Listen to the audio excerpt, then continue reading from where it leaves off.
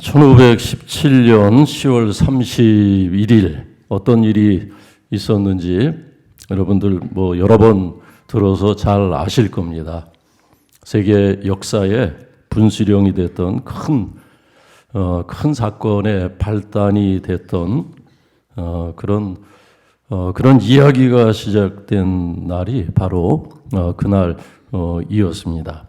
교회 역사뿐만 아니라 유럽의 역사, 또 나중에 보면은 그것이 세계 역사의 물줄기를 바꿔놓은 그런 분수령이 되었고, 나중에 영국에서 산업혁명이 일어나고 또 근대 자유민주주의의 불씨가 됐던 그런 자유주의 또 개혁 정신을 일으켰던 그런 중요한 사건이 시작이 됐던 날입니다. 무슨 얘기냐면은 젊은 신부였던 마틴 루터가 자신이 목회하던 비덴베르크 성당의 그 정문에 로마 교황청에 보내는 95개조의 지리서라고도 하고 또 반박문이라고도 그렇게 이름 붙인 95개조의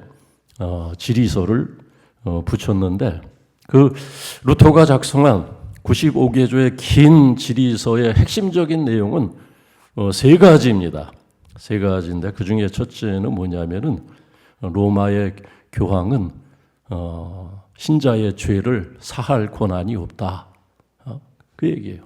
로마의 교황이 아무리 권위가 있고 그 직책이 거룩하다고 해도 교황은 신자의 죄를 속량할 권한이 없다는 거예요. 그럼 우리의 죄를 속량할 권한은 누구에게 있느냐? 그것은 오직 예수 그리스도의 은혜 안에 주어지는 하나님의 선물이라는 겁니다. 교황은 죄의 속죄와 관계가 없다. 그런데 그 전에 로마 교회는 마치 신자의 죄의 속죄의 권한이 교황에게 있는 것처럼, 있다고 그렇게 주장을 하는 교리를 가르쳐 왔던 겁니다. 그게 아니다는 거예요. 그리고 또 하나는 돈으로 하나님의 구원을 살 수 없다. 돈으로 구원을 살 수 있는 것이 아니다. 구원은 전적인 하나님의 은혜이고, 우리가 드리는 헌신과 예물은 그것은 하나님께서 우리에게 주신 구원의 은혜에 대한 반응이고 또 결과이다. 그러니까 조건이 아니라는 거예요. 결과이지 조건이 아니라는 거예요. 신자의 헌신은 하나님의 은혜가 먼저 있었고 그 다음에 따르는 결과다. 그런 것입니다. 그리고 또 하나는 뭐냐면 성경의 권위보다 앞서는 것은 없다는 거예요. 우리의 신앙의 모든 기준과 표준은 성경이다. 성경의 권한보다 우월한 것은 없다는 거예요. 교황의 교리가 아무리 탁월한 그런 가르침과 교훈을 담고 있다고 하더라도 그 기준이 되는 것은, 옳고 그름의 신자의 삶의 교훈이 되는 것은 오직 성경이다. 이제 그 주장이. 그래서 종교개혁에 세 가지 모토가 있죠. 세 가지 모토가 있었는데, 그래서 그 세 가지 핵심적인 내용을 근거로 해서 오직 성경, 종교개혁의 모토죠. 오직 성경, 오직 은혜, 오직 하나님의 은혜. 그리고 또 뭐죠? 이 모든 것을 믿음으로 받아들일 때 하나님의 모든 말씀이 이루어지고 성취된다. 그래서 오직 믿음, 이 세 가지가 종교개혁의 정신이 되었고, 그것이 이제 나중에 세계 역사를 바꿔놓고, 그리고 근대 시민주의, 자유민주주의 정신, 그리고 자본주의 정신의 뿌리가 되게 됩니다.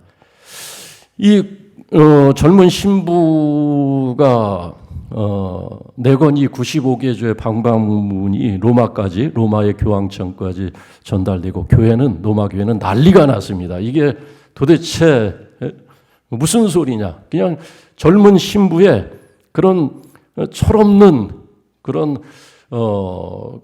주장처럼 여겨졌지만 그 반박문의 영향은 상당히 컸었고, 많은 사람들이 그 반박문에 동조를 하고, 많은 교회들이 그 반박문에 찬송을 하고, 또 특별히 독일에서는 많은 영주들이 함께 루터를 지지하고 루터의 주장에 동조를 하는 그런 불씨가 요원의 불길처럼 번지는 그런 큰 개혁의 불씨가 되게 됩니다.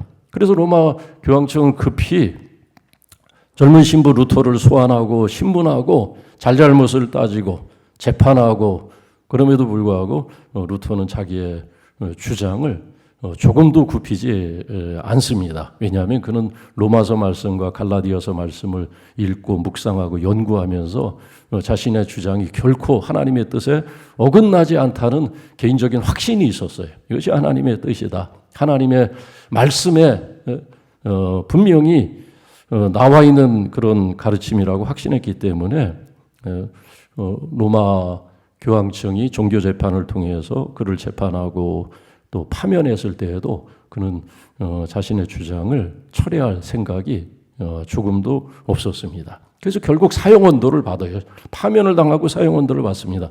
그 이전에 마틴 루터처럼 로마 교황청의 가르침에 대항했던, 그리고 종교 개혁까지는 아니어도 교회 개혁을 부르짖으며 새로운 시도를 했던 많은 종교 개혁가들이 로마 교황청으로부터 파문을 당하고 사형을 당하고 화형을 당했던 그런 일들이 있었습니다. 뭐 체코의 좌누스 같은 사람들이 대표적이죠. 화형을 당했죠. 신부는 그런 일들이 앞에서도 있었기 때문에 이번에도 루터에게 그런 이제 위험이 따랐고, 루터가 생명의 위협을 받는 그런 처지에서 그가 사지를 걸어가고 있을 때 하나님께서 이 루터를 보호하기 위해서 누구를 보냈냐면은 바르트부르크의 영주였던 프레드릭을 하나님께서 사용합니다. 프레드릭이라는 이 바르트부르크 영주가 마틴 루터를 아무도 모르게 로마 교회가 눈치채지 못하게 그를 납치를 해버립니다. 어느 날 그냥 루터가 사라져버린 거예요.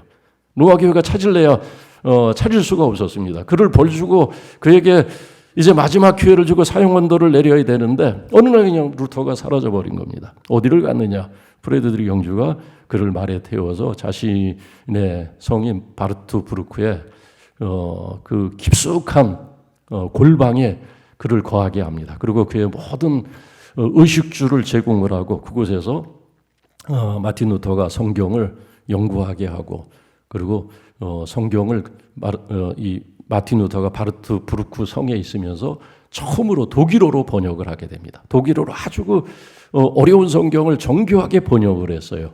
그래서 여러분, 독일어의 아버지, 우리 한글의 아버지는 누구로 생각을 합니까? 세종대왕으로 생각을 하죠. 근데 독일 사람들은 독일어의 아버지를 누구로 생각하냐면은 마틴 루터로 생각을 해요. 왜냐하면 그 전에 독일어의 문법이라든지 독일어가 어떤 원칙을 가졌든지 그런 것이 없었어요. 그러니까 그 독일어가 어떻게 시작됐는지 그것도 없었고, 그런데 루터에 의해서 독일어가 하나의 독일어의 그 표준이 되어집니다. 독일어 사용에. 그래서 독일어 발전에 이바지한 그 기여가 크기 때문에 독일에서는 독일어의 아버지를 마틴 루터라고 생각을 합니다. 근데 루터가 성경을 왜 번역을 했느냐? 읽어야 되니까 독일 사람들이. 왜냐하면 로마 교회가 신자들이 성경을 읽지 않으니까 신부나 교황이 엉뚱한 얘기를 해도 그걸 분별할 수 있는 지식이 없는 거예요. 기준이 없는 겁니다.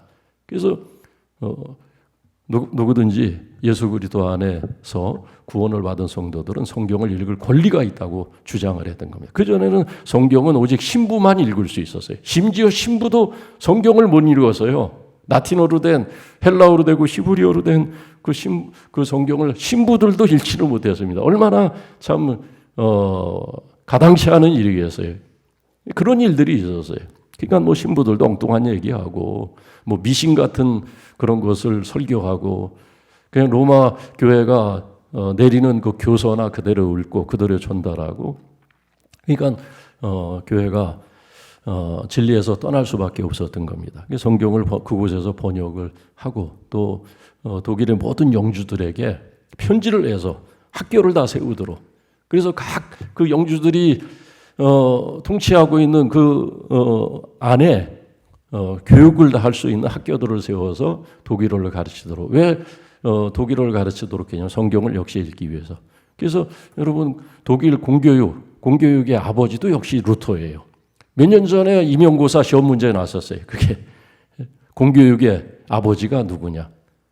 아니 전 세계 공교육의 아버지가 루터예요. 왜냐하면 루터가 최초로 모든 아이들이 어린 아이들이 교육을 받을 권리가 있다. 근데 그 루터가 공교육을 강조한 것도 역시 똑같은 이유입니다. 한글이 아니라 독일어죠. 독일어를 깨우쳐야 성경을 읽을 수 있기 때문에. 그래서 산수와 독일어를 기본적으로 가르칠 수 있는 공교육의 의무가 영주들에게 있음을 강조하고, 그리고 거기에 동의하고 지지하는 영주들이 학교 교육을 처음 시작을 하게 되었습니다. 그래서 이제 여러분 그 당시 로마 교회의 권한과 그 힘이 얼마나 막강했습니까? 교황은 태양이고 황제는 뭐라고 비유했죠? 황제는 그냥 밤에 비추는 달이다 할 정도로 교황의 권위가 여러 나라의 제후들보다 훨씬 위에 있는 권위였어요. 그런데 그런 권한과 힘을 갖고 있었던, 군대를 동원할 수 있는 힘을 갖고 있었던 교황도 이 루터를 감당을 하지 못했던 겁니다. 그 젊은 신부 한 사람을 감당하지 못하고 결국 교회 개혁운동은 정말 요원의 불길처럼 유럽을 휩쓸고 유럽의 역사를 바꿔놓게 되는 그런 출발이 되어집니다. 하나님이 함께 하시는 사람, 하나님이 그 말씀을 붙들고 바로 선 한 사람, 그 한 사람을 열왕이 감당하지 못하는 거예요. 로마의 교황이 수많은 제후들을 동원해서 루터를 막으려고 했지만 막을 수가 없었던 겁니다. 한 사람을 감당을 못했던 거예요. 진리 위에 서 있는, 하나님의 말씀에 붙들려 있는 그 한 사람을 감당을 하지 못하고 이기지 못했다. 여러분 오늘 본문의 말씀 보세요. 하나님께서 야곱과 함께 하시니까, 야곱과 하나님께서 이미 함께 하시겠다고 우리가 앞에서 읽은 창세기 28장에서 베델에서 하나님이 약속하셨잖아요. 내가 너와 함께 한다. 내가 이 일을 이루기까지, 너에게 약속한 그 언약을 이루기까지 너를 떠나지 아니하겠다. 하나님이 약속하셨어요. 야곱은 그것을 믿었습니다. 그래서 그곳에서 베델에서 야곱이 소원하고 하나님과 약조를 맺지 않습니까? 하나님이 나의 하나님이 이제 되실 겁니다. 여호와 하나님께서 이제 나의 하나님이시고 내가 하나님만을 섬기겠다고. 그곳에서 그가 하나님 앞에 서약을 했어요. 다짐을 했었습니다. 하나님이 함께 하시는 야곱은 그것을 알았는데 여호와께서 야곱과 함께 하시는 것을 라반은 충분히 알지 못했습니다. 그래서 어떻게 보면 라반은 야곱이 잘 되는 것, 야곱과 경쟁하고, 그리고 야곱보다도 더 많은 양과 염소를 갖기 위해서 이 라반이 얼마나 야곱 앞에서 잔꾀를 부리는지 모릅니다. 14년 동안이나 야곱을 부려먹었어요. 그죠? 두 딸을 미끼로 해가지고 완전히 이 두 딸을 그냥 미끼로 던진 거예요. 그리고 두 딸을 주는 조건으로 14년 동안 하나님이 함께하는 사람 야곱을 아무것도 주지 않고 부려 먹었던 겁니다. 그래서 어느 날 야곱이 이제는 내 집을 세워야 되겠다. 이제는 나도 독립을 해야 되겠다. 그 생각을 하고 삼촌 라반에게 내가 이제 떠나겠다. 내 처자를 내게 주고 나를 떠나게 하라. 그러니까 라반이 깜짝 놀랐어요. 왜냐하면 야곱이 자기 집에 머물면서 자기가 복을 받았거든요. 그래서 자기 소유가 많아지고 자기 모든 가정의 일들이 잘 되었던 겁니다. 그 라반도 야곱 때문에 자신이 복을 받았다는 것을 알았어요. 그래서 오늘 말씀에 그 고백을 하고 있죠. 여호와께서 너로 말미암아 내게 복을 주셨다. 또 야곱도 그것을 알고 있어요. 야곱도 그 이야기를 하고 있습니다. 하나님께서 나로 인해서 여호와께서 삼촌 라반의 집에 복을 주셨다고 그렇게 얘기하지 않습니까? 그러니까 그것을 알고 있기 때문에 라반이 제시를 하죠. 내 품삯을 말하라. 내가 주겠다는 거예요. 어떻게 하면 되겠느냐? 그러니까 이때 야곱이 제시를 합니다. 어떤 제시를 했습니까? 양 중에서 아롱진 것, 점 있는 것, 검은 것, 그것은 내 것으로 하겠다는 거예요. 그것을 나에게 달라는 겁니다.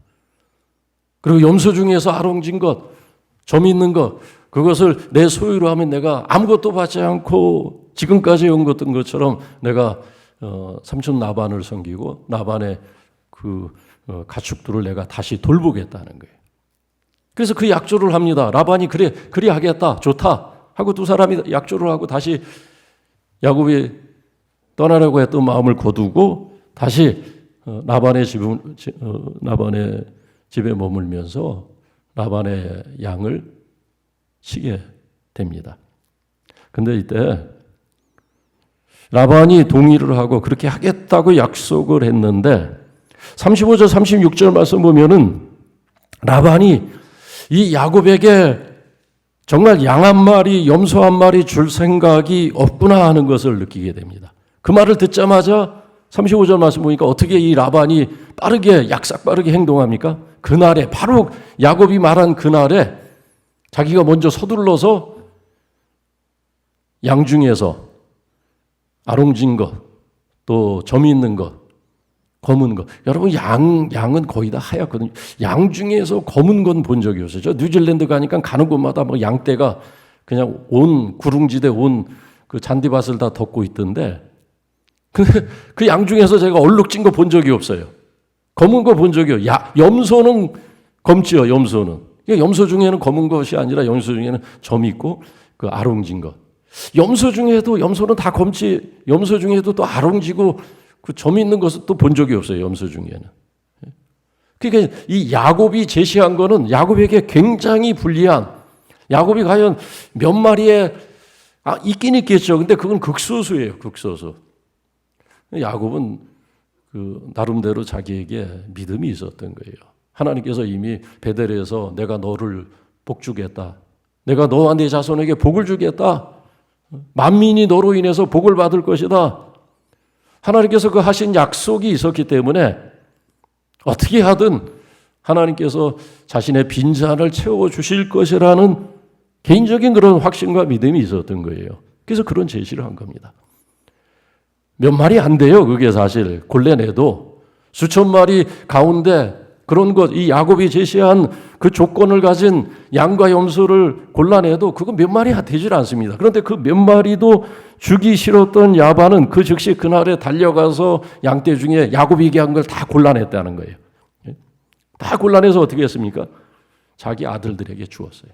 야, 이거 야곱이 골라내기 전에 너희들이 먼저 챙겨서 숨겨놔라. 그래서 숨겨놓으려고 어떻게 했습니까? 36절 말씀에 사흘길 떨어뜨려 놨어요. 아예 야곱이 눈에 들어오지 않는 저 사흘길, 언덕 넘어 산 넘어 아예 다른 동네, 다른 지역, 거기다 감춰놓은 거예요. 아들들에게 맡겨서. 그러니까 아무것도 없어요, 지금. 아무것도 전혀 찾을래요. 그러니까 이 야곱이 그 다음에 취한 조치는 뭐냐면, 행동은 아무것도 없으니까는 나뭇가지, 버드나무, 또 무슨 나무죠? 무슨 나무? 버드나무. 기억이 버드나무뿐이 안 나네. 살구나무, 또 신풍나무. 나뭇가지 껍질을 벗겼어요. 그 나뭇가지 껍질을, 버드나무 나뭇가지 껍질을, 여러분들 옛날에 버드나무 껍질 벗겨서 피리 만들었잖아요. 그 껍질 벗기면 나뭇가지 그 속살이 드러나는데 그 속살이 하얗거든요. 그래서 그 껍질을 벗겨서 그 흰무늬 가지를 양떼들이 개천에서 물을 먹을 때 그 양떼들을 향해서 그것을 들었다는 거예요. 양들이 그걸 보게끔. 근데 그게 무슨 효과가 있을까 싶어요. 근데 여러분, 그런 속담 있죠. 잘 될 놈은 넘어져도 떡함지다. 그런 속담 들어보셨어요? 유대책 집사님은 들어보셨을 것 같은데 옛날 어른들이 그런 속담하죠. 잘 될 놈은 넘어져도 그 앞에 떡함지가 있다는 거예요. 잘 된 놈은 그러니까 넘어져도 떡을 먹는다는 거예요. 넘어지지 않으면 더 잘 되고, 안 좋은 조건에서도 잘 될 놈은 늘 복을 받는다는 거예요. 근데 잘 안 되는 놈은 뒤로 넘어져도 뭐라 그랬어요? 코가 깨진다. 아니 뒤로 넘어지면 뒤통수만 깨져야지 왜 앞쪽에 있는 코가 깨집니까? 근데 안 된 놈은 이래도 안 되고 저래도 안 된다는 거예요. 근데 잘 될 놈은 뭐 우측으로 가도 잘 되고 좌측으로 가도 잘 되고 넘어져도 잘 되고. 하나님이 야곱과 함께 하시니까 야곱이 무엇을 해도 하나님께서 복을 주신 거예요. 아니 야곱이 이 신풍나무나 포도나무나 살구나무 껍질을 벗겨서 그 가지를 양들에게 흔들지 않아도 아마 그냥 쇠붙이를 들고 있어도 이미 하나님께서 이 야곱에게 주신 약속이 있기 때문에 양 중에서 태어날 때 야곱의 몫으로 하나님이 점 있는 것, 아롱진 것, 검은 것 태어나게 하셨던 겁니다. 그 전에도 그런 일이 있었잖아요. 하나님께서 라헬을 축복하시고 라헬이 그 사랑받지 못함을 인해서 하나님이 라헬을 긍휼히 여기시고 하나님이 라헬을 택하셨어요. 레아를 택한 것이 아니라. 그러니까 그 합한 채 잉태한다는 먹기만 하면은 잉태를 하게 된다는 그 합한 채를 누가 먹었어요? 누가 먹었습니까? 임신에 효염이 있다는 그 약재를 누가 데려 먹었습니까? 레아가 데려 먹었어요. 밤새 그냥 약탕기에 과가지고 24시간 곶을 거예요 아마. 그래서 그 진액을 짜서 벌컥벌컥 한 컵, 두 컵, 세 컵 아마 막 마셨겠죠. 아쉬우니까 어떻게 해서든지. 라헬은 먹지를 못했어요. 근데 그 다음에 잉태한 것은 누굽니까? 라헬이 잉태였어요. 라헬이. 그거와 마찬가지로 잘 될 놈은 넘어져도 떡함지예요. 넘어져서. 그러니까 그 흰 나뭇가지가 효염이 있는 게 아니라 하나님이 이미 야곱을 택하시고 그리고 야곱과 함께 하시고 야곱에게 복을 주시겠다고 하나님이 이미 작정하셨기 때문에 하나님의 계획대로 지금 야곱의 삶은 흘러가고 있는 것입니다. 라반은 그것을 몰랐어요. 그래서 라반은 그것을 몰랐기 때문에 괜히 어떻게 이제 다음 주에 읽은 말씀 보면 더 가관이에요. 그 아들들이 얼마나 이 야곱을 질투하고 야곱과 경쟁하는지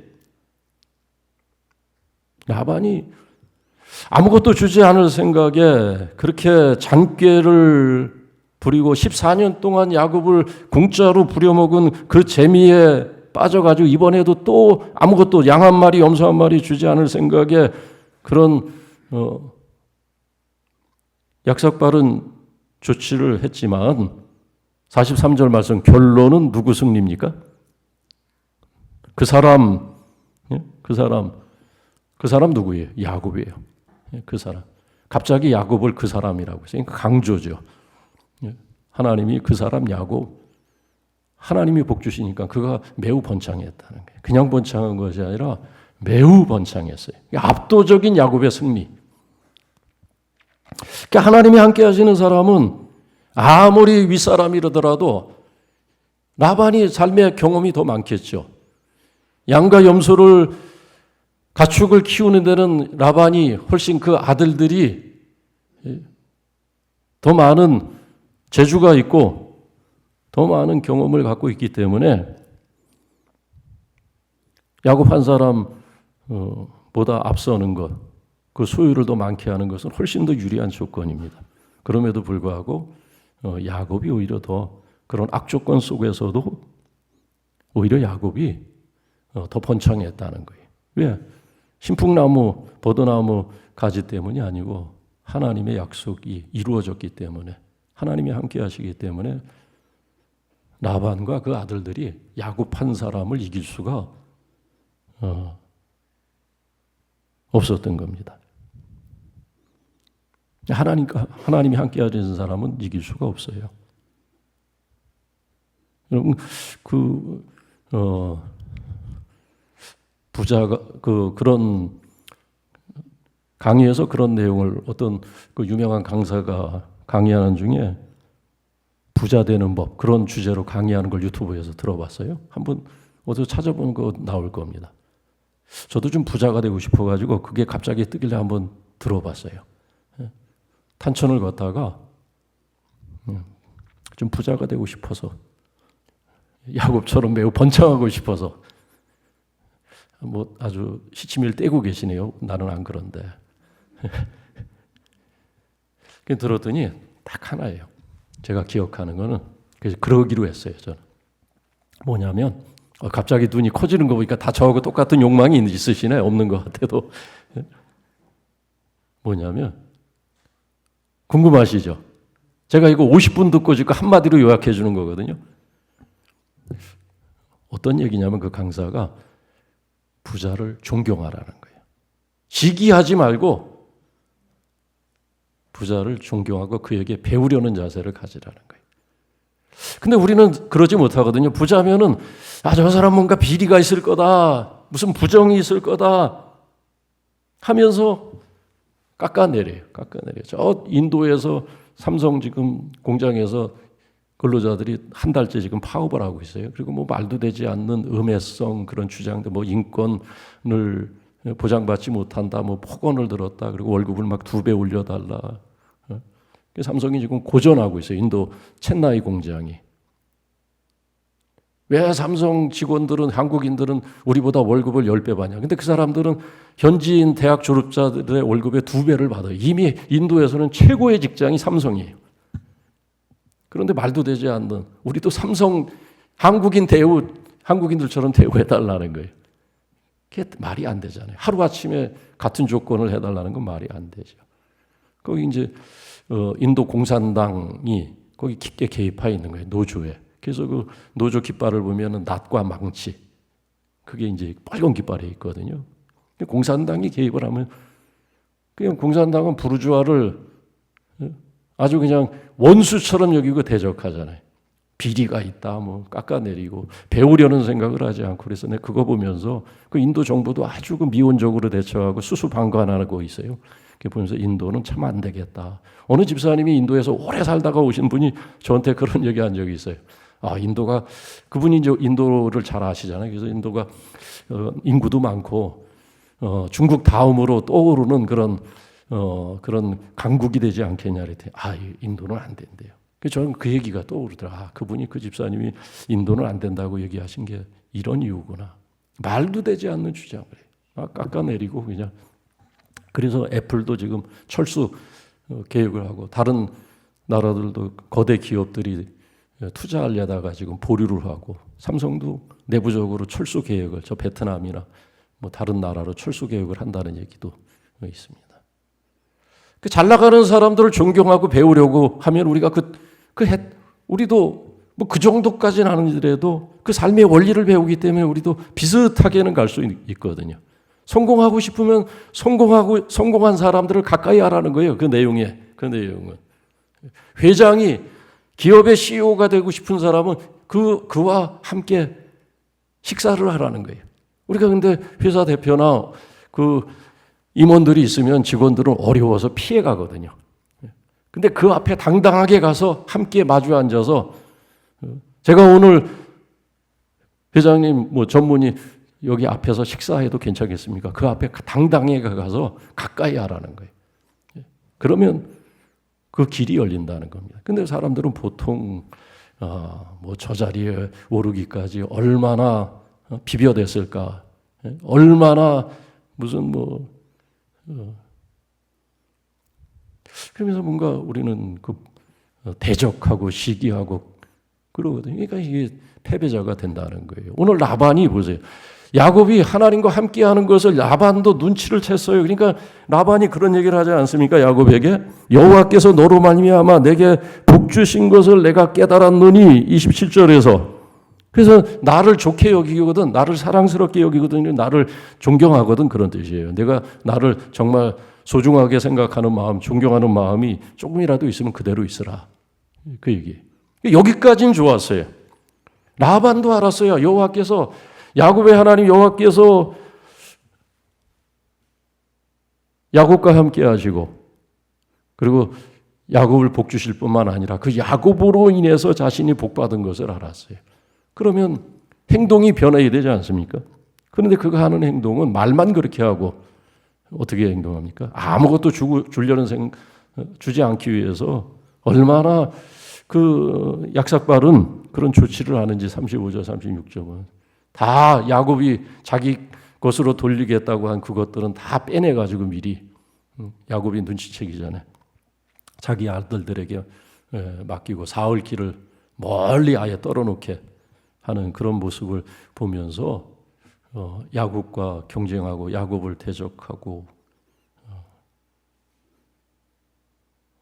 야곱과 함께하지 못하는, 그래서 결국 라반과 나중에 결별하게 됩니다. 결별하고 서로 상처받고 떠나게 되는 그런 이야기가 이제 내일 다음 주에 읽을 말씀에 나옵니다.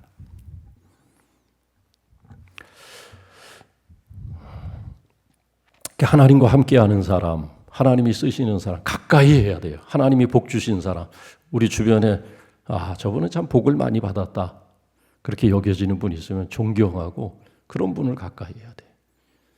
대적하고 시기하면은 내가 망해요. 내가 망하고 초라한 인생이 됩니다. 저는 초라한 인생 되는 사람들 너무 많이 봤어요. 영적으로 초라하고 영적으로 늘 그냥 공고하게 뭔가 그냥 붙들려서 어둡게 살아가는 분들, 그런 분들, 안타까운 분들 많이 있어요. 어떤 분들은 정말 날이 지나고 세월이 지날수록 빛나는 삶을 사는, 감사가 있고 웃음이 있고 행복이 있는 그런 사람을 가까이 했기 때문에, 그런 사람들을 존경했기 때문에 그렇게 하나님의 복을 받으라는 거예요. 종교개혁주의, 많은 분들이 이 주일에는 다 교회마다 교회 개혁, 뭐 기도할 때마다 교회 개혁, 이제 정치 개혁, 오늘 10월 27일 오늘 시청 앞 강화문 일대에서 뭐 100만 명이 모일 거라고 그러더라고요. 저도 2시 예배만 아니면 저도 가고 싶어요. 그런데 왜냐하면 우리 교단도 거기 함께하기로 지난 총회에서 결의를 했거든요. 우리 교단이 그런 집회에 결의한 게 그게 아마 저 여의도 빌리그레함 집회 이후에 처음 아닐까 싶어요. 70년대. 저도 오늘 꼭 가고 싶은데, 그런데 우리 2시 예배를 또 포기하고 갈 수는 없잖아요. 그죠?